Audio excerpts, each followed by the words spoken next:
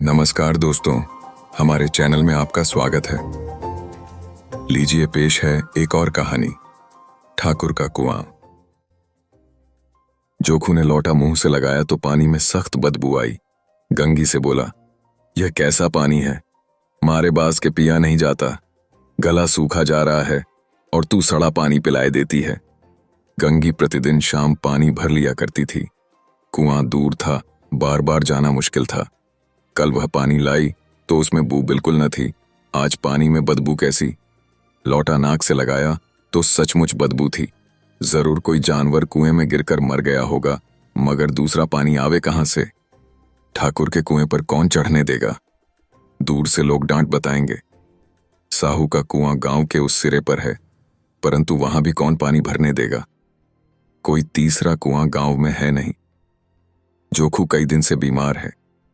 कुछ देर तक तो प्यास रोके चुप पड़ा रहा, फिर बोला, अब तो मारे प्यास के रहा नहीं जाता। ला, थोड़ा पानी नाक बंद करके पी लूं। गंगी ने पानी न दिया। खराब पानी से बीमारी बढ़ जाएगी इतना जानती थी, परंतु यह न जानती थी कि पानी को उबाल देने से उसकी खराबी जाती रहती है। बोली, यह पानी कैसे पियोगे? न जाने कौन जानवर मरा है, कुएं से मैं दूसरा पानी लाए देती हूं। जोखू ने आश्चर्य से उसकी ओर देखा। पानी कहां से लाएंगे? ठाकुर और साहू के दो कुएं तो हैं, क्या एक लोटा पानी न भरने देंगे? हाथ पांव तुड़वा आएगी और कुछ न होगा। बैठ चुपके से, ब्रह्म देवता आशीर्वाद देंगे। ठाकुर लाठी मारेंगे, साहू जी 1 के 5 लेंगे। गरीबों का दर्द कौन समझता है? हम तो मर भी जाते हैं तो कोई द्वार पर झांकने नहीं आता। कंधा देना तो बड़ी बात है, ऐसे लोग कुएं से पानी भरने देंगे? इन शब्दों में कड़वा सत्य था। गंगी क्या जवाब देती, किंतु उसने वह बदबूदार पानी पीने को न दिया। 2 रात के 9 बजे थे। थके मांदे मजदूर तो सो चुके थे। ठाकुर के दरवाजे पर 10-5 बेफिक्रे जमा थे। मैदानी बहादुरी का तो अब न जमाना रहा है न मौका। कानूनी बहादुरी की बातें हो रही थीं। कितनी होशियारी से ठाकुर ने थानेदार को एक खास मुकदमे में रिश्वत दी और साफ निकल गए। कितनी अक्लमंदी से एक मार्के के मुकदमे की नकल ले आए। नाजिर और मोहतमिम सभी कहते थे, नकल नहीं मिल सकती। कोई 50 मांगता, कोई 100। यहां बेपैसे कौड़ी नकल उड़ा दी। काम करने ढंग चाहिए। इसी समय गंगी कुएं से पानी लेने पहुंची। कुप्पी की धुंधली रोशनी कुएं पर आ रही थी। गंगी जगत की आड़ में बैठी मौके का इंतजार करने लगी। इस कुएं का पानी सारा गांव पीता है, किसी के लिए रोका नहीं।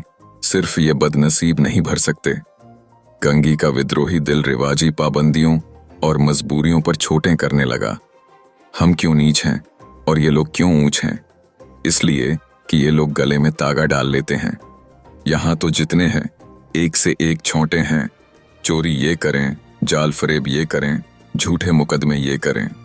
अभी इस ठाकुर ने तो उस दिन बेचारे गढ़रिये की भेड़ चुरा ली थी और बाद में मारकर खा गया। इन्हीं पंडित के घर में तो 12 मास जुआ होता है। यही साहू जी तो घी में तेल मिलाकर बेचते हैं।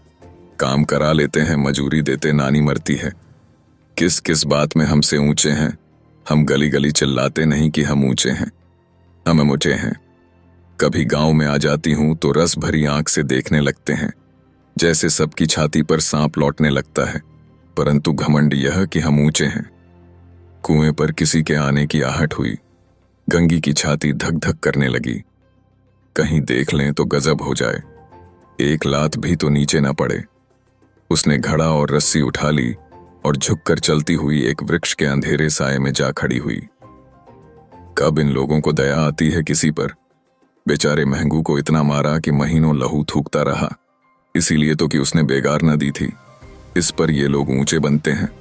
कुएं पर स्त्रियां पानी भरने आई थीं। इनमें बात हो रही थी। खाना खाने चले और हुक्म हुआ कि ताज़ा पानी भर लाओ, घड़े के लिए पैसे नहीं हैं। हम लोगों को आराम से बैठे देखकर जैसे मर्दों को जलन होती है। हाँ, यह तो ना हुआ कि कलसिया उठाकर भर लाते। बस हुक्म चला दिया कि ताज़ा पानी लाओ, जैसे हम लौंडियां ही तो हैं। लौंडियां नहीं तो और क्या हो तुम? रोटी कपड़ा नहीं पाती, 10-5 रुपए भी छीन झपट कर ले ही लेती हो। और लौड़ियां कैसी होती हैं। मत लजाओ दीदी, छिन भर आराम करने को जी तरस कर रह जाता है। इतना काम किसी दूसरे के घर कर देती तो इससे कहीं आराम से रहती। ऊपर से वह एहसान मानता। यहाँ काम करते करते मर जाओ, पर किसी का मुंह ही सीधा नहीं होता। दोनों पानी भरकर चली गई तो गंगी वृक्ष की छाया से निकली और कुएं की जगत के पास आई। बेफिक्रे चले गए थे। ठाकुर भी दरवाजा बंद कर अंदर आंगन में सोने जा रहे थे। गंगी ने क्षणिक सुख की सांस ली। अमृत चुरा लाने के लिए जो राजकुमार किसी जमाने में गया था, वह भी शायद इतनी सावधानी के साथ और समझ बूझकर न गया हो। गंगी दबे पांव कुएं की जगत पर चढ़ी। विजय का ऐसा अनुभव उसे पहले कभी न हुआ था। उसने रस्सी का फंदा घड़े में डाला, दाएं बाएं चौकन्नी दृष्टि से देखा, जैसे कोई सिपाही रात को शत्रु के किले में सुराख कर रहा हो। अगर इस समय वह पकड़ ली गई तो फिर उसके लिए माफी या रियायत की रत्ती भर उम्मीद नहीं। अंत में देवताओं को याद करके उसने कलेजा मजबूत किया और घड़ा कुएं में डाल दिया। घड़े ने पानी में गोता लगाया, बहुत ही आहिस्ता, जरा भी आवाज न हुई। गंगी ने 2-4 हाथ जल्दी जल्दी मारे। घड़ा कुएं के मुंह तक आ पहुंचा। कोई बड़ा शहजोर पहलवान भी इतनी तेजी से न खींच सकता था। गंगी झुकी कि घड़े को पकड़कर जगत पर रखे कि एकाएक ठाकुर साहब का दरवाजा खुल गया। शेर का मुंह इससे अधिक भयानक न होगा। गंगी के हाथ से रस्सी छूट गई। रस्सी के साथ घड़ा धड़ाम से पानी में गिरा और कई क्षण तक पानी में हिलकोरे की आवाजें सुनाई देती रहीं। ठाकुर कौन है, कौन है? पुकारते हुए कुएं की तरफ आ रहे थे और गंगी जगत से कूदकर भागी जा रही थी। घर पहुंचकर देखा कि जोखू लौटा मुंह से लगाए वही मैला गंदा पानी पी रहा है। आखिरी तक सुनने के लिए धन्यवाद। कमेंट में बताइए कि यह कहानी कैसी लगी। यदि कोई सुझाव हो तो उसे भी बताइए। मिलते हैं नई कहानी के साथ, तब तक इजाजत दीजिए।